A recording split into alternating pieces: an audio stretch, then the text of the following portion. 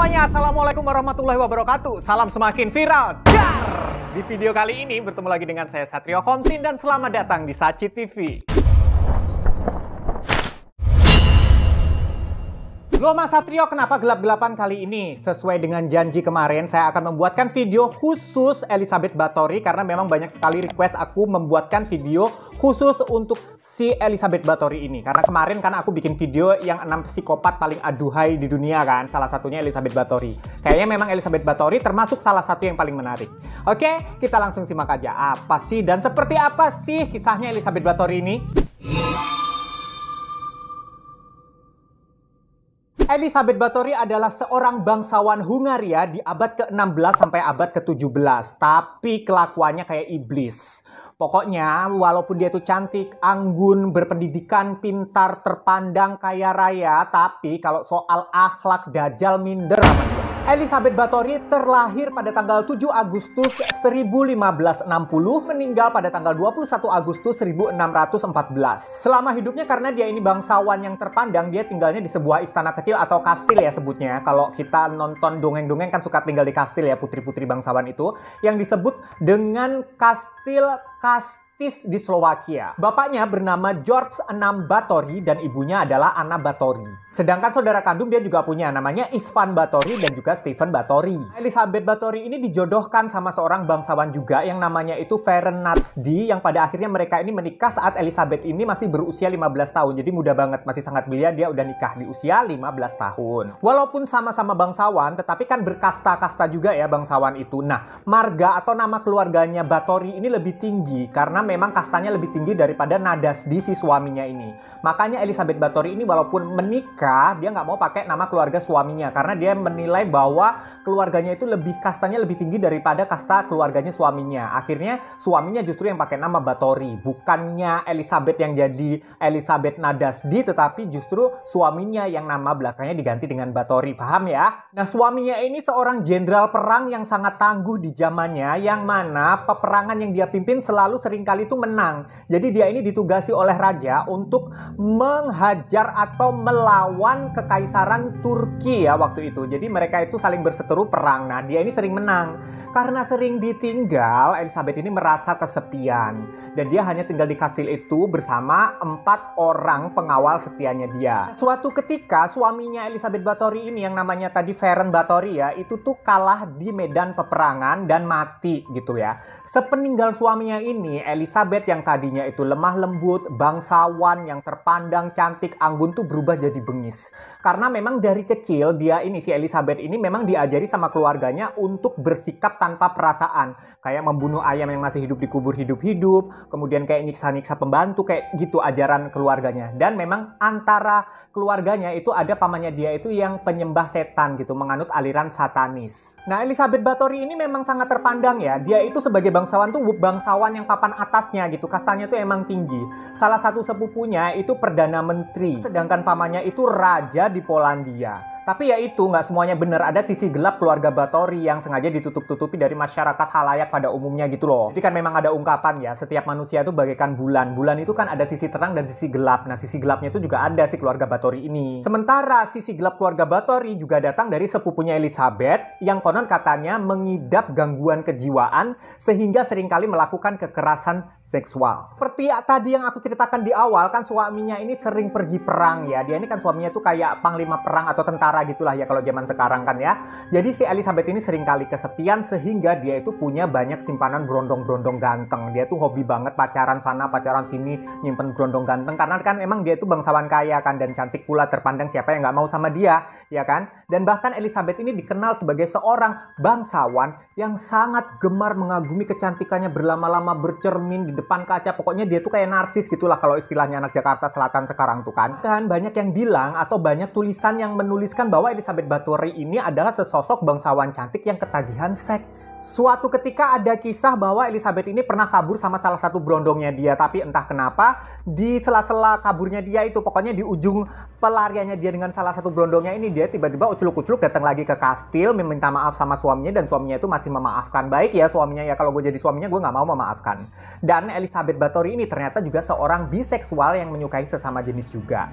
Diceritakan bahwa Elizabeth ini pernah menjalin hubungan hubungan dan melakukan wik-wikan dengan bibinya yang bernama Clara Bathory. Gila nggak tuh? Dajjal kan? Nah, setelah suaminya meninggal kan Elizabeth ini tadi udah saya ceritakan bahwa dia berubah menjadi bengis. Konon katanya kebengisannya ini dipengaruhi oleh pelayan dekatnya sendiri yang namanya itu Dorca. Jadi si Dorca ini menyuruh atau ngajarin si Elizabeth ini untuk menyukai kepuasan seksual dengan cara menyiksa pelayan-pelayan mudanya dia. Nah, untuk melancarkan aksinya ini, Elizabeth Bathory dibantu oleh Dorca tentunya, sama Johannes, sama Ilona, juga sama Anna Darfula namanya. Nah, si Anna Darfula ini juga merangkap selain sebagai pelayan, dia juga sebagai pacarnya si Elizabeth Bathory ini. Nah, akhirnya si Elizabeth Bathory bersama kawan-kawan alias bersama dengan pelayan-pelayan setianya yang 4 orang ini, mereka mengubah kastil menjadi tempat penyiksaan. Di sana banyak sekali pelayannya yang disiksa dengan cara dicambuk, digantung, diikat, ditusuk, pokoknya kayak gitu-gitulah ya. Terutama setelah suaminya berpulang atau meninggal di tahun 1600-an, akhirnya dia ini makin gitu loh. Kastil ini makin berubah menjadi tempat penyiksaan. Suatu ketika diceritakan ada seorang pelayan yang menyisir rambutnya Elizabeth Bathory. Dan sedangkan pelayan itu mungkin karena nggak hati-hati atau gimana, rambutnya itu ketarik doang gitu. Elizabethnya nggak terima, ditampar lah itu pelayan. Sampai muncrat darah dari hidungnya, muncrat ke mukanya Elizabeth Bathory sama ke tangannya Elizabeth Bathory. Nah, Elizabeth Bathory waktu suaminya meninggal ini di tahun 1600 ini umurnya udah menginjak ke 40 ya. Dan dia merasa kalau kecantikan alaminya itu di usia 40 itu sudah mulai memudar. Dia sudah mulai mengalami penuaan dan keriput. Anjir, berarti gue udah waktunya jadi Elizabeth Bathory kayaknya ya. Ini ruangan gue udah gelap-gelap, udah cocok nggak gue jadi Elizabeth Bathory? Nauzubillah min dzalik. Ya, kita kembali ke cerita. Pokoknya ya, dia darahnya muncrat ke muka sama ke tangan. Nah, pada waktu Elizabeth ini ngaca, terus dia pengen menghapus darahnya itu, dia kok ngerasa darah dari pelayan mudanya ini yang umurnya itu baru 16-an gitu, kok ngerasap ke kulitnya dia dan kulitnya dia tuh makin mudaan. Nah, dari situ dia terinspirasi untuk melakukan kejahatan berikutnya dengan menggunakan darah. Nah, ritual darahnya itu apa? Jadi pelayan yang tadi tangannya itu kena darahnya si pelayan ini. Nah, pelayan itu tuh tiap pagi itu darahnya jadinya diminta sama dia, masih Elizabeth, untuk dijadikan kayak masker, kayak mandi, kayak gitu. Pokoknya diambil dikit-dikit sampai si pelayan itu mati.